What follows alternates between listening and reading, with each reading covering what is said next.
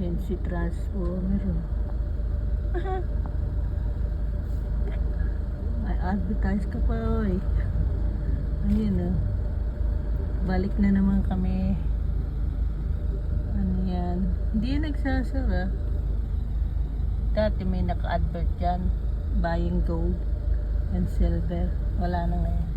Wala nang ma-scrap. Ow! Ay, yung temporary. Kala ko. Wala. Alam mo na yung lola nyo. Pabugso-bugso pag nagbablog. Hirap na ng araw. Alas 8 lang. Kaso,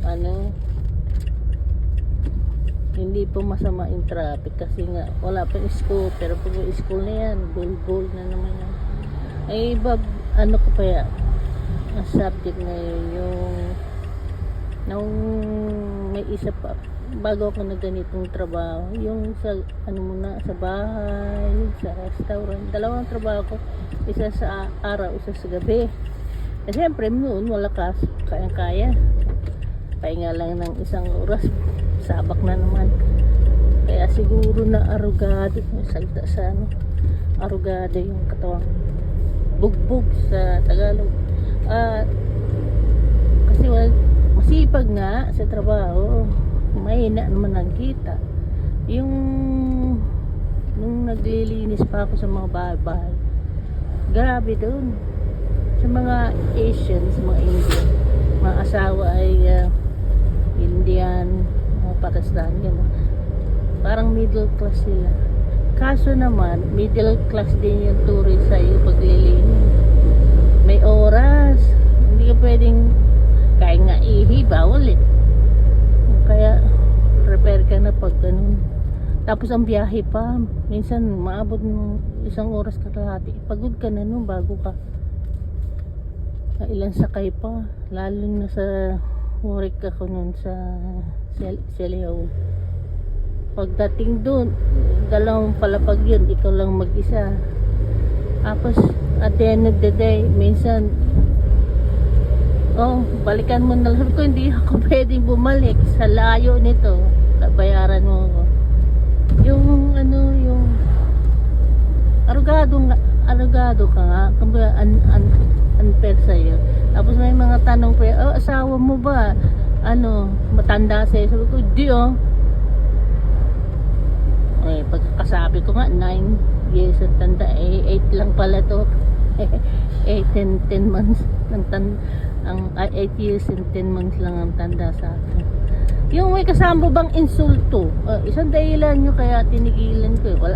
Wala ka nang kinikitang matino, may insulta pang bonus.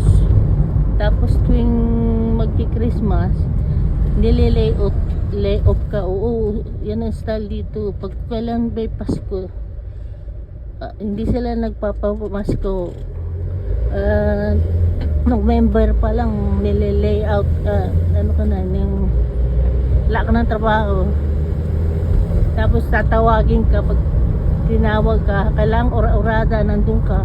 Ay, hindi pwede kasi kung may regular kung matinong magbayad, doon ang loyalty ko, hindi sa ganyan lang na bugso-bugso lang kayo.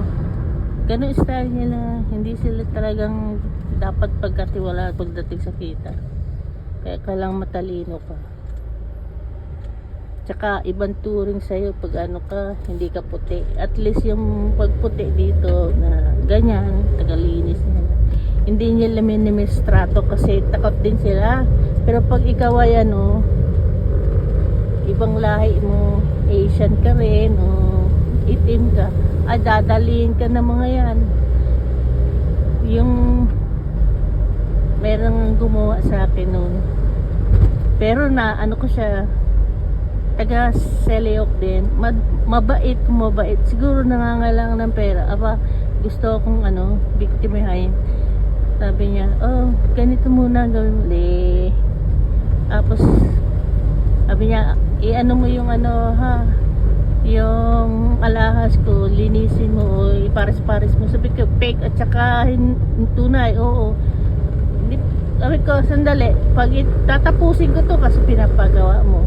Pero ito lang, sabihin ko sa'yo, pag tumawag ka ng pulis, kasi naano ko na siya eh, nasa ko na siya na may masama ito eh.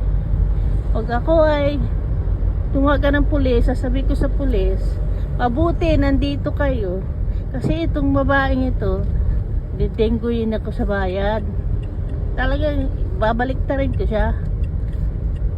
Natakot ang kumag. Kasi pati yung sasakyan niyang Porsche, binibigay sa akin yung susi. Sabi ko, aanin ko yan. Di naman ako marunong mag-drive. Ako magnanakaw, driver ako. Ginanyan ko. Nanatauan ako. Sabi ko, hindi ko kasi noon ang bayad sa akin 7 pound. O 5 pound lang yata. Sabi ko sa kanya, masaya na ako sa binabayad mo sa akin per ora. Pero wag mo kung pag anong masama ng magnanakaw ako sa iyo. Kung magnanakaw ako sa iyo, yung hindi ako mauli, yun ko. Hindi ako makakatakas ako, ganoon. Milyon ang nanakawin ko sa iyo. Mukhaan mo wala akong milyon. Ginanyan ko, natawa ng kumag. Tapos ginawa niya doon sa kaibigan ko. Tumawag ng pinaglilis muna siya. Yung kasi sa akin, pinadali lang sa akin una yung alahas. Kaya ko, umiba siya ng taktika. Ibang ginawa niya kay Helen niya, kawawa, ang bait ng babae niya. Siya sa pinakamabait na naging kaibigan ko rin. Yun, tinanong ng pulis, naglilis siya ng 3 oras, walang bayad yun hindi siya pinabayad, hindi siya binayaran.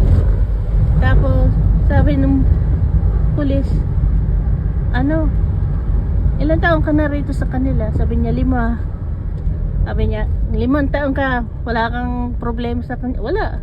Ay pinakawalan siya ng pulis kasi katuyan ng pulis, kung nakatagal ka ng 5 taon dyan sa babaeng yan, kay Mrs. Ganun siguro sinabi ng pulis.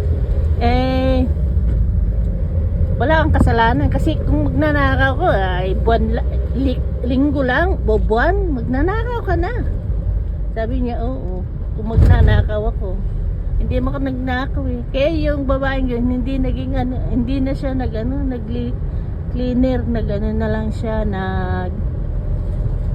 nung trabaho sa home, sa mga matatanda, sa mga disabled, doon siya nagtrabaho. Ang bait yun, sipag nga nun. Magaling pati magtrabaho yung babaeng yun. Siguro nangangalangan ng pera yung babaeng yun, si Pratima.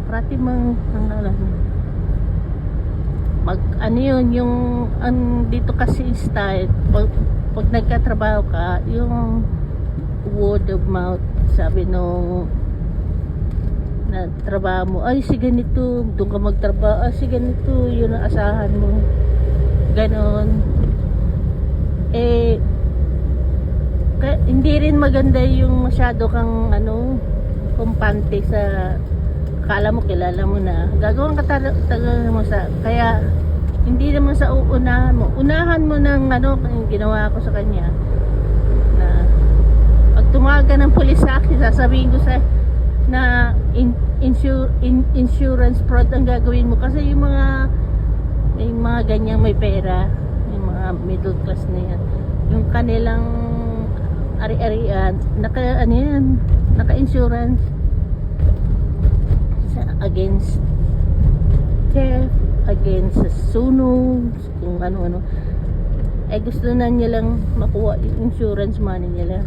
Kaso yung mga ganun, kailangan mo ng police record, police report, i-report para may ma-claim mo yun sa insurance company. Nagkabulyaso. Mabuti nga, sama ng ugali. Wala na nga siyang trabaho yung babaeng yun, asawa lang niya, dentist. Tapos mag-iisip pa siya ng fraud. Kaya dito, huwag kayong tatanga-tanga kahit saan yan. Masahol dito, yan ang mga trabaho ng mga yan. Kako minsan, pag na kukutuban ko na may gagawin ito hindi masama, hindi na ako natuloy. Nag-i-excuse na ako na, hindi mo na ako papasok hanggang sa makalimutan niya. Hindi na ako talagang pumapasok. Rep ka mo please. Oh, sige, yan na muna. Bye-bye.